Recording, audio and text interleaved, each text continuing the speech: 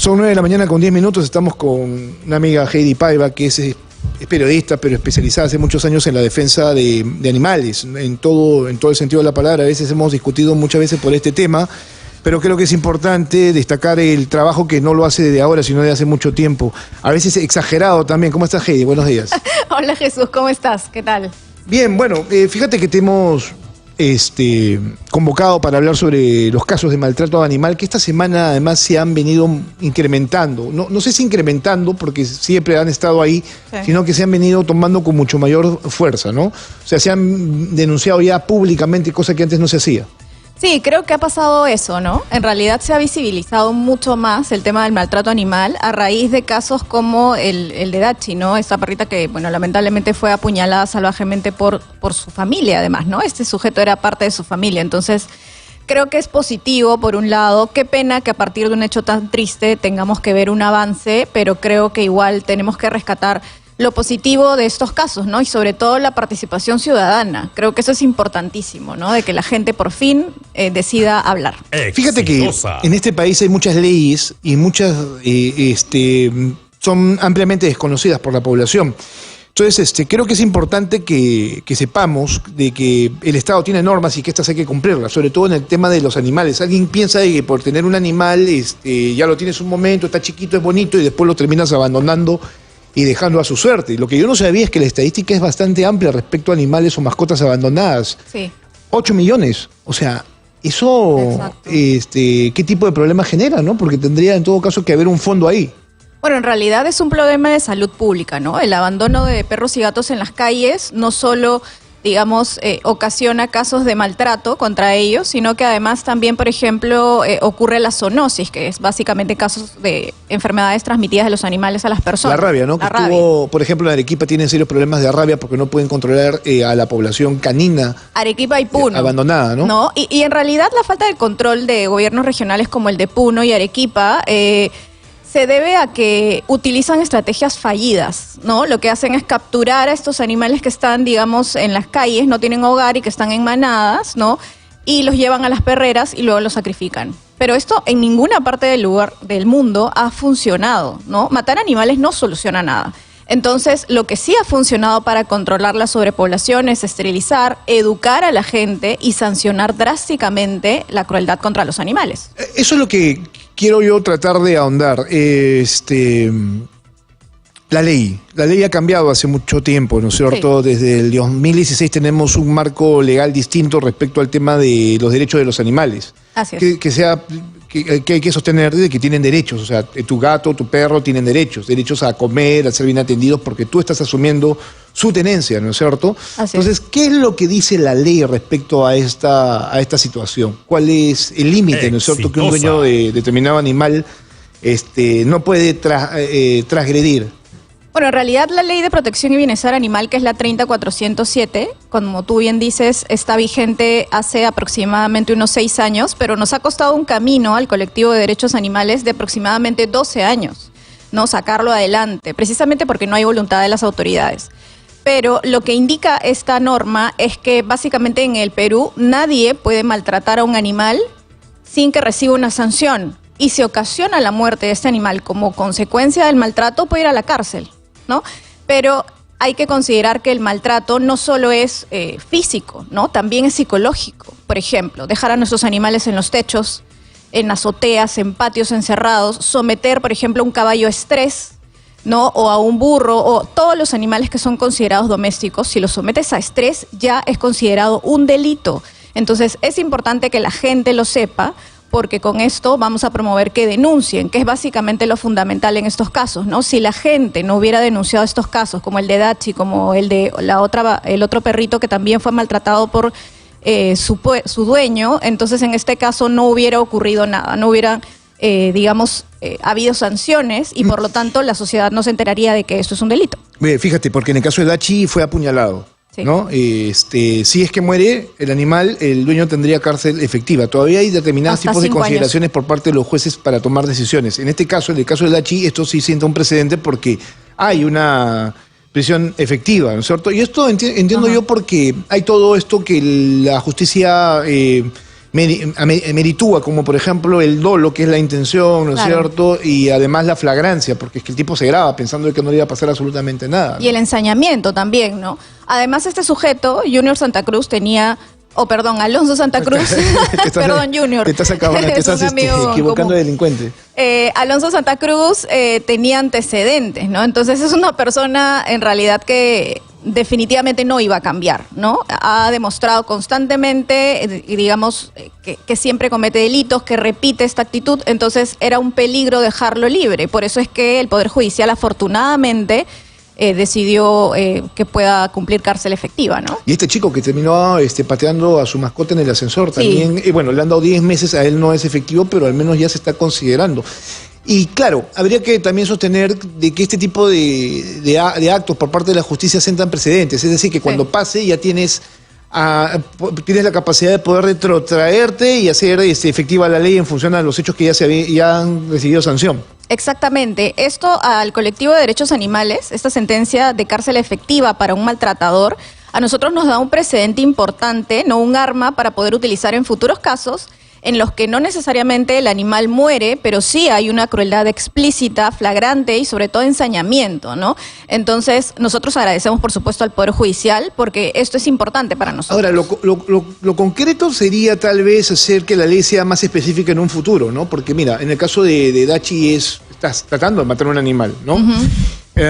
¿Y cómo se analiza el tema, por ejemplo, de la violencia sexual contra un animal?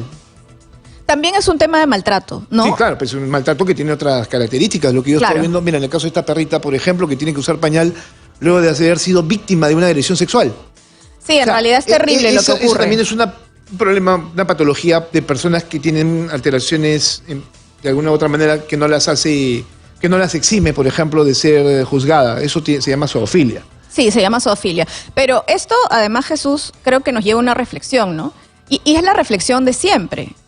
Que la salud mental en el Perú necesita ser atendida, por un lado. Y por otro lado también de que ya es momento de que existan políticas públicas que vengan desde el gobierno central para luchar frontalmente contra el maltrato animal, ¿no? Esto es algo impostergable. Creo que los casos que han ocurrido en estas últimas semanas nos han demostrado de que más de la mitad del país exige penas y sobre todo un trabajo mucho más efectivo en contra del maltrato animal, porque además estamos trabajando para prevenir el maltrato contra las personas. Esto es importante, pero vamos con los bemoles, o sea, con las contradicciones de la norma, porque creo que también habría que tocar eso, y no sé si te lo han preguntado en esta semana. Has vuelto a escribir después de mucho tiempo y lo haces muy bien, la verdad, pero tú has sido periodista has escrito hace muchos años, y luego fuiste radial, de ahí nos conocimos más a profundidad en realidad, y ya luego nos hemos empezado a aguantar. Para que el público lo sepa, somos amigos de hace muchos años. Somos amigos universitarios. Hemos cubierto infinidad de cosas como periodistas durante muchos años. Pero ella se ha abocado básicamente a este trabajo, por eso tiene el proyecto Libertad, junto a su novio, que también ahí se soportan. El asunto es el siguiente. No diré lo mismo de tu novia. De mi esposa. De tu esposa, perdón. Aquí hay un asunto que genera contradicción. Ajá. Y es, por ejemplo, claro, estamos hablando del maltrato animal, pero ¿qué pasa con los caballos que utiliza la Policía Nacional? ¿Qué pasa con las corridas de toros que se dan en octubre? ¿Qué pasa con las peleas de gallos, ¿no es cierto? Que pareciera tener un manto ahí de... Yo soy taurino en el sentido de que me gustan los toros, y ahí hemos discutido ampliamente, pero quiero ahondar esto, ¿no? ¿Qué es esta contradicción? Bueno, en el caso de los caballos, lo que hace la policía al utilizarlos, lamentablemente también es un tipo de maltrato porque los someten a estrés. Estas situaciones de estar, digamos, en un ambiente tan violento no es natural para los animales. Entonces hay que explicar claramente que cualquier situación que obliga a un animal a una conducta no natural ya lo estresa y por lo tanto es considerado un maltrato, o sea, un delito, ¿no? El tener animales sobre el pavimento, eso es algo que, por ejemplo, tú y yo veíamos cuando cubríamos estas actividades en Palacio de Gobierno, tempranito. Lo vi, la semana pasada fui al centro de Lima y todavía continúan con esas prácticas de gente que está sentada en banquitos con perritos, ¿ah? Claro, exacto. Hay una zona donde, por ejemplo, se hacen adopciones, pero a la vuelta donde venden cosas para perros sigue todavía la venta de animales. Claro, y esto es por la falta de voluntad del alcalde, lamentablemente. Rafael López Aliaga no le pida mucho, no es alcalde, ¿no? Sí, en realidad nunca hemos visto una voluntad real de parte de ningún alcalde y por supuesto en el caso de Rafael López Aliaga Sí, nos preocupó mucho cuando propuso crear albergues para perros y gatos, porque eso es la peor alternativa para solucionar el tema del maltrato animal y del abandono. Entonces, no sé en qué siglo está el señor López Aliaga, pero realmente es lamentable que una autoridad no piense de esa manera tan retrógrada. Eso es lo que nosotros nos preocupa, porque en realidad hace falta solamente googlear para ver cuáles son las experiencias exitosas en otros países que han funcionado además. Entonces, proponer albergues cuando un alcalde, y eso quiero decirlo claramente para que la gente lo sepa, cuando un candidato a alcalde o alguna otra autoridad promete un albergue, no voten por esa persona. Definitivamente no sabe dónde está parada. Bueno, yo sigo diciendo de que estamos en autoridad edil desde allá, vamos a cumplir un año, ¿no? Sí, claro. Entonces, no tiene planes y objetivos para la ciudad. Lo mínimo que tendría que ser esto tampoco es que lo haya desarrollado, para que tú tengas una idea. Pero volviendo al tema ¿no es cierto?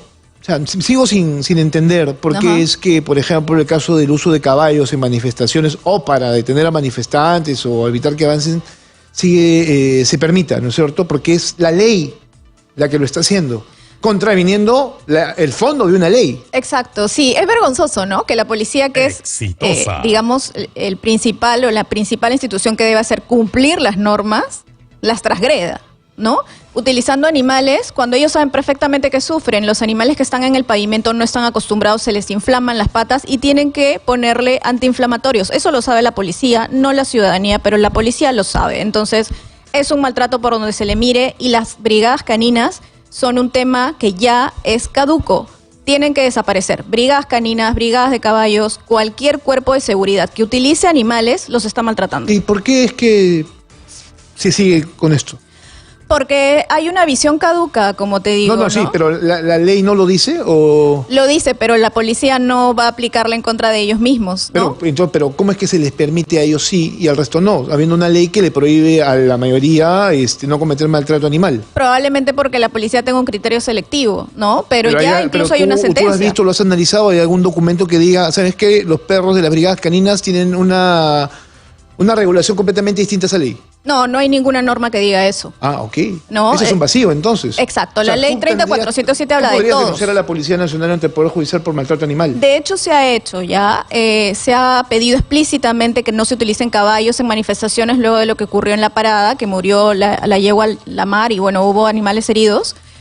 Y en realidad en todas las manifestaciones resultan heridos, ¿no? Pero básicamente se falló a favor, ¿no? Es decir, ya no podían usar caballos. Pero la policía siguió haciéndolo, ¿no? Entonces, básicamente, están haciendo lo que quieren. El público tal vez no lo sepa, pero cuando hay una manifestación, lo que se hace es protestar, y eso es importante. Pero claro, la protesta pacífica es sustancial, pero cuando hay actos de violencia, la policía hace uso de gases lacrimógenos, de sus armas, ¿no? No letales, a veces letales también, como lo que ha pasado al inicio de este año, pero también utilizan perros y utilizan caballos, y lo que hace el manifestante para librarse de los caballos es tirarles canicas para que resbalen y se caigan, por eso es que hay mucho animal que termina lesionado. O golpean a los animales, ¿no? Ya se ha probado en muchos lugares del mundo que los caballos y los perros no tienen efecto disuasivo. Cuando la Policía Nacional del Perú lo dice, está mintiendo. Entonces, sí es importante que exista una voluntad, que se actualicen, por favor. Esto no funciona. Entonces, ¿cuál es el objetivo de someter al peligro a estos animales que no tienen la culpa y que no pidieron estar allí, además? En el caso de los toros, ahí todavía, y los gallos, el tema de ser eventos culturales ciertamente es lo que les permite continuar con la práctica. Es verdad, pero sí hay que hacer una precisión allí. La corrida de toros, la tauromaquia y sobre todo el tema de peleas de gallos no tiene una denominación cultural. Esto es una mentira antojadiza, digamos, de algunos sectores que obviamente quieren proteger esta actividad cruel, pero en realidad el Ministerio de Cultura, que es la institución, digamos, que debería darle este carácter cultural, ha dicho varias veces de que ellos nunca le han dado el carácter cultural, ¿no? Entonces hay que empezar por ahí. Definitivamente nosotros desde el Colectivo de Derechos Animales creemos en la evolución de la sociedad y creemos de que las corridas de toros y las peleas de gallos ya tienen una fecha de caducidad. En algún momento va a terminar porque cada vez hay menos gente, menos público y más plazas cerradas. En el ahí mundo. Tienes una percepción equivocada. En el Perú quizás no, pero en el mundo. No, en Lima posiblemente tengas a octubre como el mes de las corridas de toros, pero a nivel de país, en regiones, la fiesta brava está presente casi todo el año. Pero hay plazas que ya han sido cerradas. Porque no hay público. No sé qué tanto, ¿ah? Por supuesto. No sé qué tanto, creo que ahí sí hay... No en la medida que quisiéramos, pero existen los casos. Sí, pero hay todavía. Mira, el tiempo es tirano, es corto, pero es bueno hablar, sí, de todo lo que significa la ley de maltrato contra los animales. Creo que es importante, lo hemos discutido siempre, a veces de manera seria, a veces en broma. Sí. Pero, o sea, no puedo negar de que ha sido un trabajo sostenido tuyo el hacer que esto se visibilice. Y qué bueno que ya hayan precedentes de este tipo. Pero sí también quisiera decirle a todos los que tienen un animal en sus casas, sobre todo aquellos que tienen perros muy grandes y que van a los parques, que hay también una ley relacionada a animales peligrosos y que si va a sacar a su animal, a su perro, que lo saque con bozal. Tiene que ir con bozal y correa. Y la gente pareciera no entenderlo. Discúlpame. Ese es el problema. Nunca he olido tanta marihuana que no sea en el parque de mi casa donde salgo a correr. Ya. Y lamentablemente, no solamente lo vuelo, sino que veo chicos que salen con pitbull, que salen con rottweilers, sin cadenas, sin bozal, en espacios públicos donde hay niños jugando, entonces tú no sabes qué pueda pasar. Entonces el chico tampoco tiene el control sobre él porque está en marihuana, ¿no? Y el animal está por la libre, ¿no es cierto?, pudiendo generar algún tipo de problema, ¿no? Sí, esa es una actitud realmente irresponsable. Y no es culpa del animal. De eso deberíamos conversar. Te comprometo a hablar de esto más adelante, que te metas más a fondo respecto a lo que significa la obligación del dueño de un can de carácter peligroso y cuáles son esas razas peligrosas. Sí, ahí de acuerdo contigo, en realidad la irresponsabilidad no cabe en ningún escenario, ni siquiera en el caso de animales, digamos que aparentemente no son agresivos. El hijo de Martina Redondo sufrió, que es periodista también amigo nuestro, claro, lo leí. Fue mordido por un perro peligroso. Sí. Jaime Chincha también lo terminó mordiendo un perro que el dueño dijo, bueno, pues ya pasó, ¿no? Y discúlpame, ya pasó, pero me acaba de arrancar medio dedo. Claro, la gente en este país realmente no es empática, ¿no? En todo sentido. Porque no es culpa del perro tampoco, ¿no? Por supuesto que no es culpa del perro, es el animal. Y si el animal además desarrolla agresividad, ese es otro tema en discusión, es porque o está encerrado o no gasta su energía o le pegan, pero un animal no es peligroso de nacimiento. Eso es un mito que debe deshacerse. Conversar también el tema de las perreas clandestinas de perros que se están vendiendo perros para, ¿no? Y para este tipo de temas. Ese tema de las peleas de perros, en realidad nosotros todavía lo discutimos, no tenemos evidencia, y mientras no hay una evidencia no podemos afirmar algo, ¿no? Es clandestino, pues. Claro, no, pero hay actividades clandestinas de las que tenemos pruebas. Sanción directa, ¿no? O sea, por supuesto, cárcel, porque eso está prohibido. El máximo de cárcel, ¿no? Exacto. Sería interesante, ¿no? Que el presidente se investigue más a fondo y encuentre una red dedicada a la pelea de perros y el juez sentencie para que eso quede ya en evidencia y como presidente también, ¿no? Como ocurrió con el Curruñao, donde comían gato en Cañete, que nosotros presentamos una demanda junto al Colegio de Abogados, y Sonia Córdoba, que es una abogada además que trabaja por los animales, y se llegó a prohibir, digamos, el consumo de gato, porque además la ley lo indica explícitamente. Tú no puedes comer un animal doméstico que no está destinado, digamos, a ser comida, ¿no? Aunque claro, yo soy vegana, como tú bien sabes, no como ningún animal, me parece un tema de respeto, pero podemos ir ganando espacios poco a poco, ¿no? Yo sé que tú eres súper carnívoro, pero algún día cambiarás. Te iba a decir una tontería, pero mejor me callo la boca. Ya sé que me vas a decir. Que siempre te he dicho. Oye, escúchame, pero ¿qué temas para interesantes? Busca información sobre eso y te vienes un sábado para hablar un poquito más en profundidad de estos temas.